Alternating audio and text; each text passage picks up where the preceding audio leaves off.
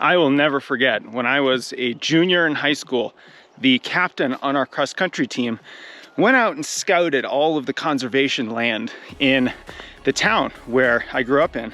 And the next cross-country season, we ran trails for probably 75% of our mileage, when before we were just running on the roads. And that is when my obsession and love for trail running really started. Now, whenever I travel, I want to run on the trails. I want to run off-road. I want to run in areas that are beautiful, where I can get away from the cars.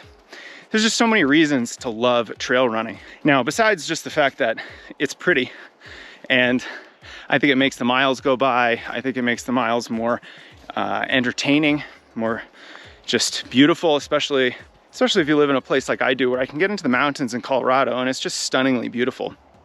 But from a training perspective, there are so many amazing benefits of running trails, even if you have no interest in ever running a trail race. So if you're a road runner, you want to do road races, 5Ks, marathons, but you have no interest in ever running a trail race, I think you should still be getting on the trails for a fair number of your miles for a couple different reasons. One, I think it builds a lot of athleticism, a lot of coordination.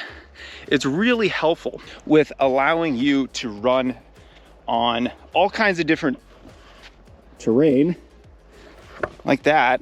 Look at that. If you can run with any kind of speed, grace, it's just in a coordinated way over terrain that is rocky with roots, obstacles, mud, maybe snow, like right here, you're going to be developing a lot of the athleticism that is going to help you become a faster runner. And so I think it's helpful for general athleticism. I think it's helpful for improving your coordination as an athlete, but I do think it's going to help a lot with injury prevention, because now you're building more strength in those smaller intrinsic muscles.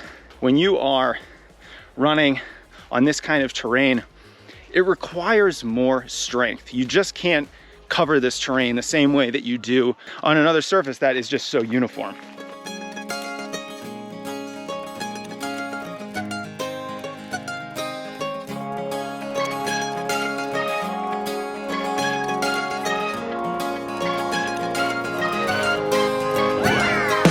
These trails are beautiful.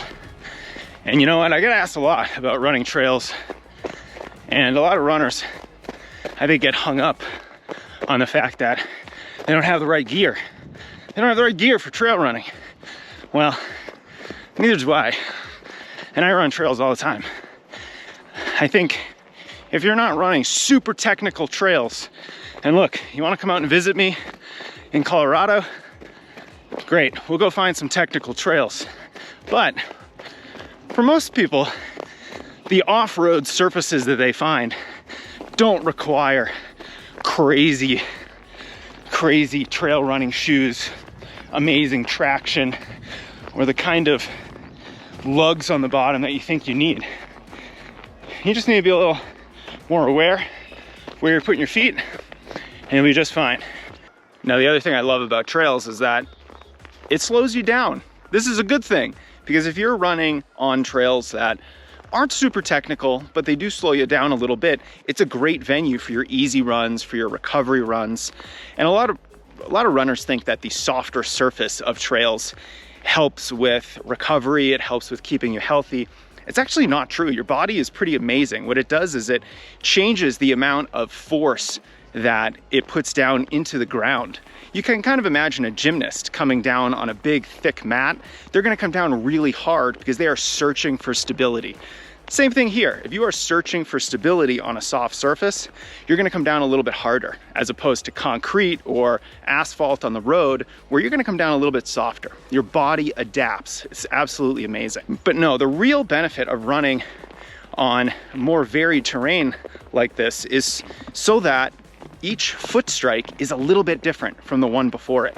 You have to work through all of this mud and dirt and uneven terrain and rocks and roots and obstacles and holes and leaves and sticks and, you know, all this stuff that you see here on the trail. And because of that, we reduce the repetitive nature of running. It's not so repetitious. And because of that, that is what reduces our risk for injuries. Because after all, What are injuries? They are repetitive stress injuries. We're not football players, we're not getting tackled and getting those kinds of acute injuries, but we are getting our overuse injuries, repetitive stress injuries.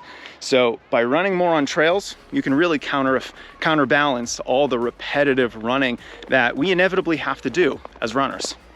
Now, if you are doing a bunch of trail running and you're worried about not getting the same training effect because you're running a lot longer. I know that if I go up into the foothills, right now I'm kind of outside of Denver, I'm not any higher than the city, but if I go into the foothills and I'm at 8,000 feet, even 10,000 feet altitude, my runs are gonna be really slow. And it can be jarring, especially if you want to go out there for a long run, you have 10 miles or something on the schedule, and instead of that 10 miles maybe taking you 80 minutes, 90 minutes, whatever it is, all of a sudden that 10-mile run now takes you almost 2 hours. Well, you're running slower, but is your body ready for 2 hours of running? It's more helpful to think about time rather than distance when you're on the trails. And this becomes more true the more technical the trails get. So if you're running at altitude on very technical trails with a lot of hills, with a lot of elevation changes, I wouldn't worry about distance at all. Just go and run the normal time that you would be running for your typical run, but don't worry about the mileage. So if it's 80 to 90 minutes, just go run the 80 to 90 minutes and maybe that's only 8 miles, maybe that's only 9 miles instead of 10, but you're still on your feet for such a long period of time, so still very beneficial.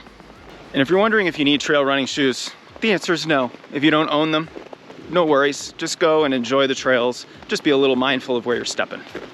I know that sometimes trail running can seem inconvenient because you actually have to go somewhere usually to find, some beautiful spot to go running. But I've always found that if you're doing errands, if you have to drive your kids somewhere, if you have to go, do any kind of errand somewhere and you haven't done your run yet, it's always great to look around and see if there are any park systems or trail networks in the area where you might be. Whether that's a day trip with your family, whether you're going somewhere for work, you're an off-site location, a lot of times you can get there a little early or stay late and go for a run in that area. So don't be afraid to look around wherever you are. And a helpful thing that I found was look on Google Maps. If there's a green area, that means it's a park, it's some sort of natural protected area where there could be some trails. So that's always a good first step, and you can find some areas that are off-road, that are beautiful, and you can really enjoy yourself.